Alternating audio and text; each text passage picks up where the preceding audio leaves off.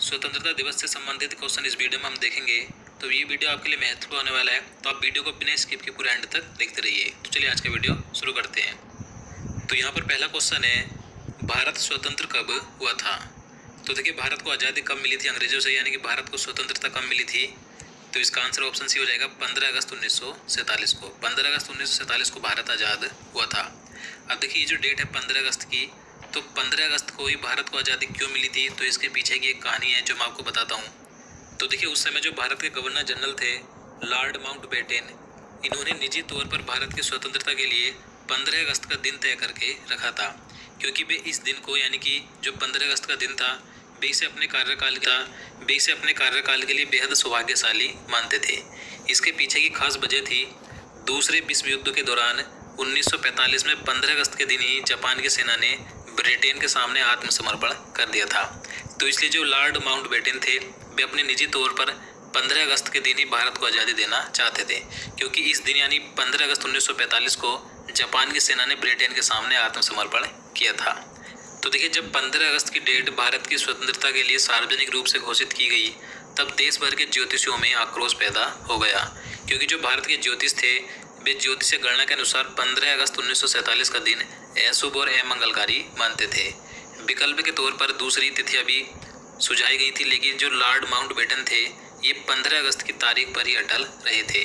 देखिए, भारत के जो ज्योतिष थे, वे चाहते थे कि जो 15 अगस्त की डेट है, ये अशुभ और अमंगलकारी है, तो किसी और डेट को भारत को आज़ादी दी जाए। लेकिन जो लॉर्ड माउंटबेटन थे, वे 15 अगस्त की डेट पर ही अटल रहे कि यानी कि 15 अगस्त को ही भारत को आज़ादी दी जाए। देखिए, आखिरकार समस्या का हल निकालते हुए ज्योतिषियों ने बीच का रास्ता निकाला।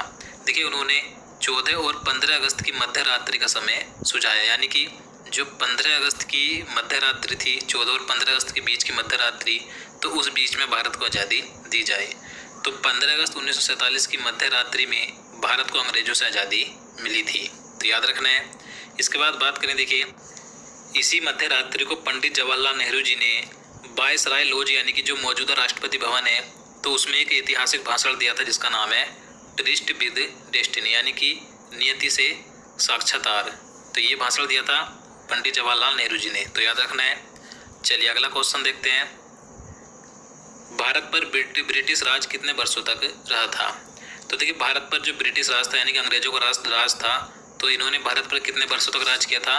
तो करीब 200 वर्षों तक भारत पर राज इन्होंने किया था। तो इसका आंसर ऑप्शन सी हो जाएगा।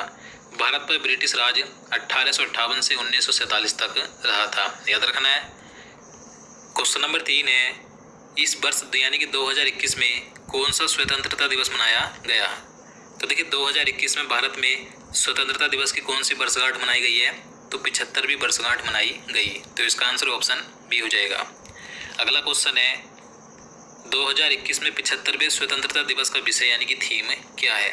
तो देखिए, मोस्ट इंपॉर्टेंट क्वेश्चन है, ये क्वेश्चन पूछा जा सकता है कि 2021 में जो 75वां स्वतंत्रता दिवस मनाया गया, तो इसकी थीम क्या है, यानी कि विषय क्या है? तो इसकी थीम है नेशन फर्स्ट ऑलवेज फर्स्ट, यानी कि देश पहले हमेशा पहले। तो इसका आंसर ऑप्शन ए हो जाएगा, याद रखना है। अगला क्वेश्चन है, भारत के प्रथम प्रधानमंत्री कौन थे जिन्होंने लाल किले पर सबसे पहले भारतीय राष्ट्रीय ध्वज फहराया था? तो आप सभी जानते हैं कि भारत के पहले प्रधानमंत्री कौन थे जिन्होंने सबसे पहले लाल किले पर झंडा फहराया था? पंडित जवाहरलाल नेहरू जी थे। तो इसका आंसर ऑप्शन सी हो जाएगा। देखिए, 15 अगस्त 1947 के दिन भारत के प्रधानमंत्री पंडित जवाहरलाल नेहरू जी ने दिल्ली में लाल किले के लाहौरी गेट के ऊपर भारतीय राष्ट्रीय ध्वज फहराया था, तो याद रखना है। अगला क्वेश्चन है, क्वेश्चन नंबर 6 है, पाकिस्तान में स्वतंत्रता दिवस कब मनाया जाता है? तो देखिए, पाकिस्तान में स्वतंत्रता दिवस 14 अगस्त को मनाया जाता है। तो इसका आंसर ऑप्शन ए हो जाएगा। अब देखिए, पाकिस्तान में 14 अगस्त को क्यों मनाया जाता है और भारत में 15 अगस्त को क्यों मनाया जाता है, तो मैं आपको बता दूं। देखिए, 15 अगस्त 1947 की आधी रात को भारत और पाकिस्तान कानूनी तौर पर 2 स्वतंत्र राष्ट्र बने थे, लेकिन जो पाकिस्तान की सत्ता परिवर्तन की रस्में थे, वे 14 अगस्त को कराची में की गई थी, ताकि जो आखिरी ब्रिटिश वायसराय थे लॉर्ड माउंटबेटन, वे कराची और नई दिल्ली दोनों जगह की रस्मों में हिस्सा ले सके। यानी कि पाकिस्तान की सत्ता परिवर्तन की रस्में 14 अगस्त को कराची में की गई थी और भारत की सत्ता परिवर्तन की रस्में 15 अगस्त को नई दिल्ली में की गई थी। तो जो आखिरी ब्रिटिश थे, यानी कि जो आखिरी वायसराय थे लॉर्ड माउंटबेटन, वे चाहते थे कि दोनों जगह की रस्मों में हिस्सा ले सकें। तो इसलिए पाकिस्तान में स्वतंत्रता दिवस 14 अगस्त को और भारत में 15 अगस्त को मनाया जाता है। तो याद रखना है, भारत का विभाजन किस योजना के आधार पर किया गया था। तो देखिए महत्वपूर्ण क्वेश्चन है, कई बार पूछा जाता है कि भारत का विभाजन किस योजना के आधार पर किया गया था। तो माउंटबेटन योजना के आधार पर किया गया था। तो इसका आंसर डी हो जाएगा।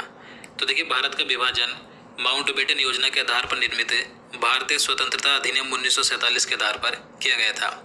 इस अधिनियम में कहा गया था कि 15 अगस्त 1947 को भारत व पाकिस्तान अधिराज्य नामक 2 स्वायत्त निवेश बना दिए जाएंगे और उनको ब्रिटिश सरकार सत्ता सौंप दी जाएगी। तो याद रखना है कि भारत का विभाजन किस योजना के आधार पर किया गया था, माउंटबेटन योजना के आधार पर। कई बार पूछा जाता है। चलिए अगला क्वेश्चन देखते हैं, भारत के राष्ट्रीय ध्वज का डिजाइन किसने तैयार किया था। तो देखिए भारत के राष्ट्रीय ध्वज का डिजाइन तैयार किया था पिंगली वेंकैया ने।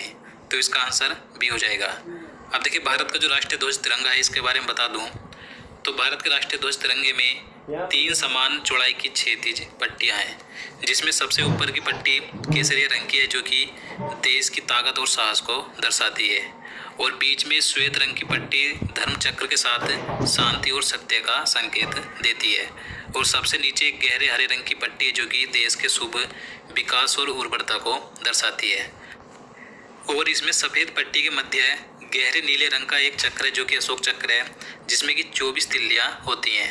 यह इस बात का प्रतीक है कि भारत निरंतर प्रगतिशील है।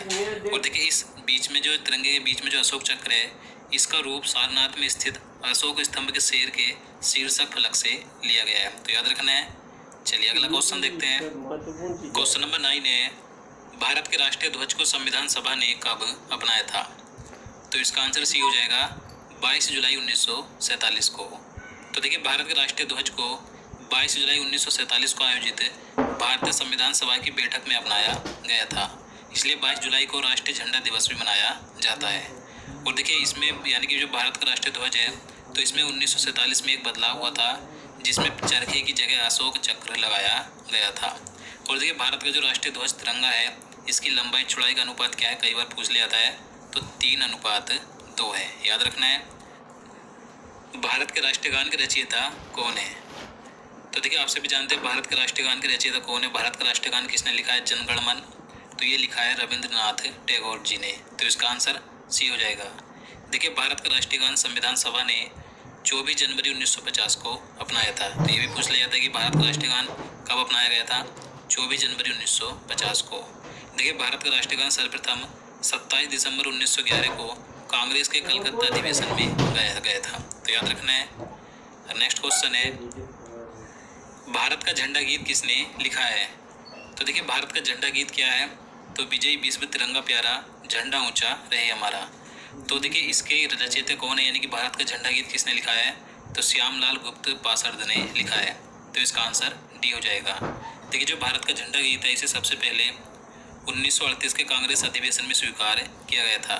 ये जो अधिवेशन था 1938 में गुजरात के हरिपुरा में हुआ था, जिसकी अध्यक्षता सुभाष चंद्र बोस जी ने की थी। अगला क्वेश्चन देखते हैं, भारत का राष्ट्रीय गीत वंदे मातरम के रचयिता कौन है। तो देखिए भारत का राष्ट्रीय गीत क्या है, वंदे मातरम है। तो इसके रचयिता है बंकिम चंद्र चटर्जी। तो इसका आंसर ये हो जाएगा। तो देखिए भारत के राष्ट्रीय गीत को संविधान सभा ने 24 जनवरी 1950 को अपनाया था, यानी कि जब भारत का राष्ट्रीय गान अपनाया गया था 24 जनवरी 1950 को, जब ही भारत का राष्ट्रीय गीत भी अपनाया गया था। देखिए भारत का राष्ट्रीय गीत पहली बार 1896 में भारतीय राष्ट्रीय कांग्रेस के सत्र में गाया गया था। तो याद रखना है। भारत का राष्ट्रीय जलीय जीव क्या है।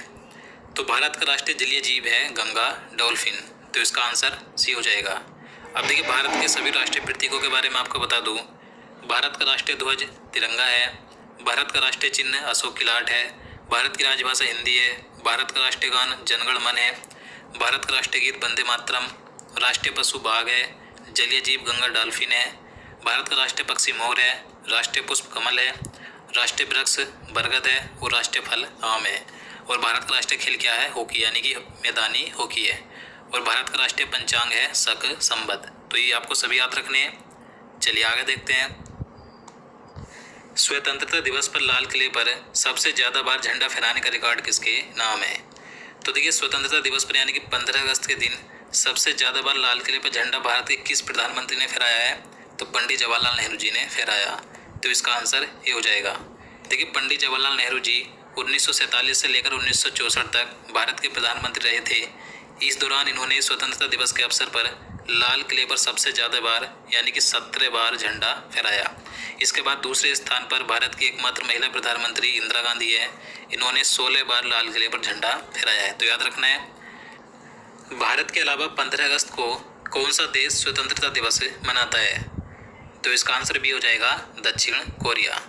तो देखिए भारत के अलावा कई देश हैं जो कि 15 अगस्त के दिन ही स्वतंत्रता दिवस मनाते हैं। कौन कौन से हैं? तो दक्षिण कोरिया, उत्तर कोरिया, बहरीन, कांगो और लिechtenstein। तो ये देश हैं जो कि 15 अगस्त के दिन ही अपना स्वतंत्रता दिवस भी मनाते हैं।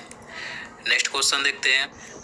तुम मुझे खून दो मैं तुम्हें आज़ादी दूंगा, यह नारा किसने दिया था? तो ये नारा दिया था नेताजी सुभाष चंद्र बोस जी ने। तो इसका आंसर सी हो जाएगा। अब देखिए कुछ और नारों के बारे में आपको बता दूं। तुम मुझे खून दो मैं तुम्हें आज़ादी दूंगा, ये दिया था नेताजी सुभाष चंद्र बोस जी ने।